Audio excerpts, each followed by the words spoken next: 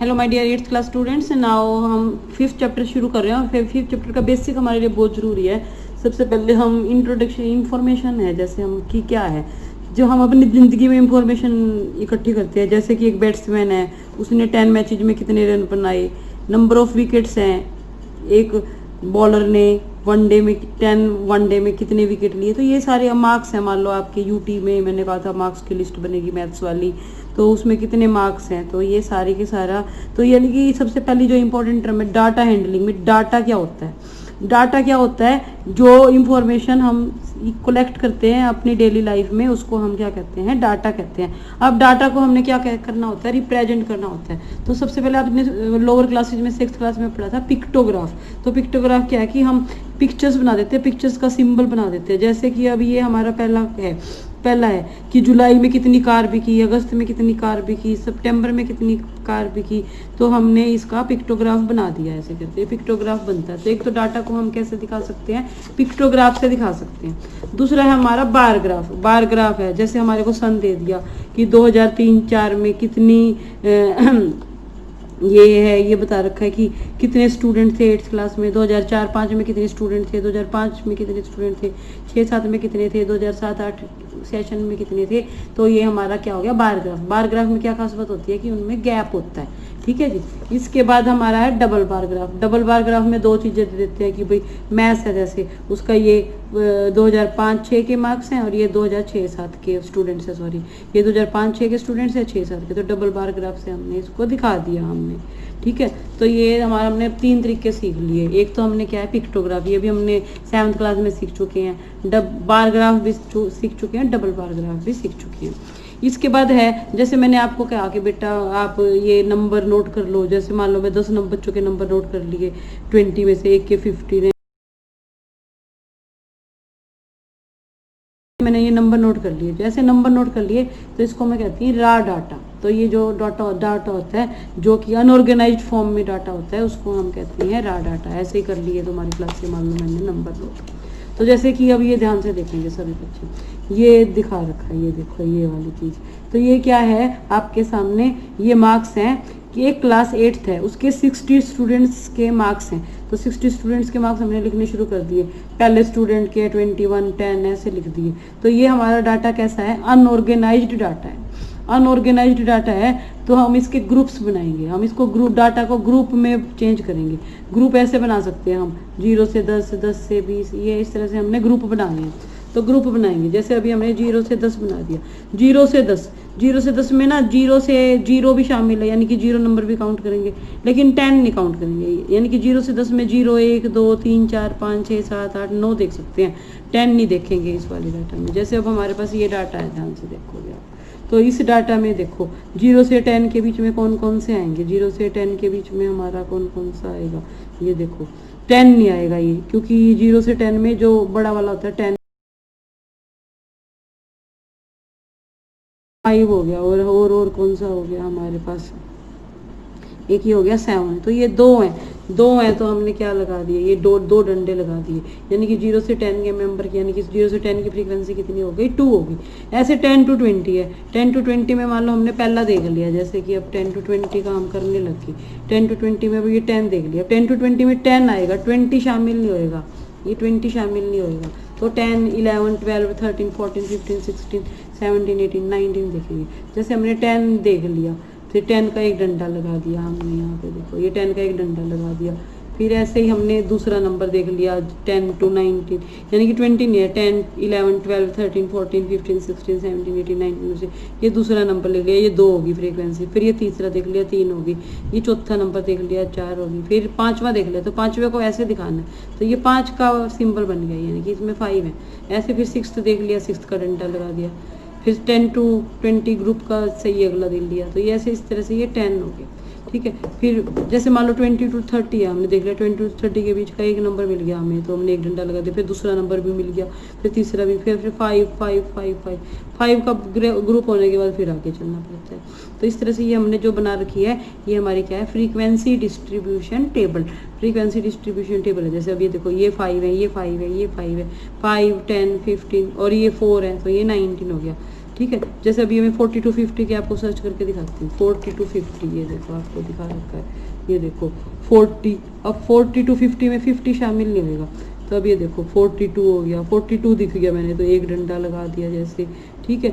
और अब आगे देखते हैं, अब इसमें ये देखो ये दूसरा दिख गया, तो ये दूसरा डंडा लगा दिया मैंने, ठीक है। और अब ऐसे ये मेरे को तीसरा दिख गया, तो मैंने ये तीसरा डंडा लगा दिया। इसी तरह से ये मेरे को चौथा दिख गया, तो मैंने चौथा डंडा लगा दिया। अब ये 50 तो माना नहीं जाएगा 40 to 50 के बीच में, तो इसको नहीं लेंगे, ठीक है। अब ये 45 दिख गया, 45 दिख गया तो ये 5 हो गया ऐसे करके, ठीक है। अब ये मेरे को फिर अगला दिख गया 47, तो ये, तो इस तरह से मैंने दिखा दिया। 40 to 50 कितने हैं, 5, और एक और मिल जाएगा जैसे, तो ये 40 to 50 कितने हैं, 7 हो गए। तो ये हमने फ्रीक्वेंसी डिस्ट्रीब्यूशन टेबल बना दी, और ये हमने ग्रुप्स बना दिए। तो जिसमें ये ग्रुप्स बनते हैं, तो ये डाटा कैसे शो होता है, इस डाटा का बनता है हिस्टोग्राम। तो इस डाटा का क्या बनता है बच्चों, हिस्टोग्राम बनता है हमारा, ठीक है। जैसे हिस्टोग्राम ये बना रखा है, ये देखो ध्यान से, ये बना रखा है इसने। अब ये जो डाटा है, अब ये अपने जो ग्रुप बनाए हैं, ये जो ये पीछे ये ग्रुप बनाए हैं, देखो ये टेबल हमने अभी पीछे ये बनाई है, मार्क्स वाली टेबल, ये वाली टेबल बनाई है हमने, ठीक है जी। तो ये वाली टेबल बनाई है, तो हम इसको हिस्टोग्राम कैसे बनाएंगे, ग्राफ पेपर पे ऐसे लिख लेंगे 0, 10, 20, 30, 40, 50, 60। इधर भी हमने ये 2, 4, 16 ले लिया। अब 0 to 10 कितना है, 2, तो 2 पे ऐसे बना दिया। तो हिस्टोग्राम में क्या होता है, बार ग्राफ में तो गैप होता है, हिस्टोग्राम में गैप नहीं होता। अब 10 to 20 कितने हैं, 10, तो ये 10 बना दिया। ऐसे 20 to 31 बना दिया। तो ये इधर क्या लिख दिया, मार्क्स ऑफ स्टूडेंट। तो ये हमारा एक हिस्टोग्राम बन गया। तो आप 8th क्लास में क्या बनाना सीखोगे, हिस्टोग्राम बनाना सीखोगे। एक ये टेबल है, बहुत इंपॉर्टेंट है, ये टेबल दे रखी है, क्लास इंटरवल है, इसमें फ्रीक्वेंसी है, ठीक है। अब ये पूछ रहा है साइज बताना है। अब साइज में देखो ये ग्रुप्स हैं, ये ग्रुप्स हैं हमारे, तो इसमें साइज बताना है। साइज बताना है तो कोई भी ग्रुप ले लो, मान लो मैंने ये ग्रुप सिलेक्ट कर लिया। अब इसका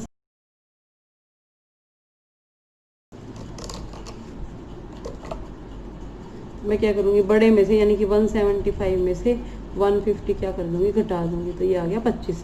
तो इसका साइज कितना आ गया, 25 आ गया। किसी में से भी कर लो, जैसे 200 में से 175 घटाया तो भी वही आएगा। तो कोई भी ले लो इसमें, और बड़े में से छोटा क्या कर दो, माइनस कर दो। इसके बाद कहते हैं कौन सी क्लास की सबसे ज़्यादा फ्रीक्वेंसी है, तो आप दिख रही है, ये देखो ये, हाँ। तो इंटरवल की। फिर कहते हैं किसकी सबसे कम फ्रीक्वेंसी है, किसकी सबसे कम है, तो सबसे कम वाली देख लो। जैसे ये लग रही है मेरे को सबसे कम, तो ये लिख दी मैंने। इसके बाद कहते हैं अपर लिमिट। अब ये देखो, जैसे ये इंटरवल है, तो ये वाली 300 तो इसकी अपर लिमिट है, 325 इसकी लोअर लिमिट है। जैसे अभी इसमें 275 इसकी अपर लिमिट है, 300 इसकी क्या है, ये 275 लोअर लिमिट है, 300 क्या है इसकी अपर लिमिट है। तो इस तरह से आपको पता चल गया होगा बेसिक। इसके बाद हम एक्सरसाइज स्टार्ट करने जा रहे हैं, एक्सरसाइज 5.1। तो एक्सरसाइज 5.1 है, ध्यान से देखेंगे। एक्सरसाइज 5.1 में अब हमारा फर्स्ट क्वेश्चन है, वो कहता है कि पहले ये उसने 4 केसेस दे रखे हैं। ये कहता है कि किसका हिस्टोग्राम बन सकता है और किसका नहीं बन सकता। अब हमने देखा number of letter from different area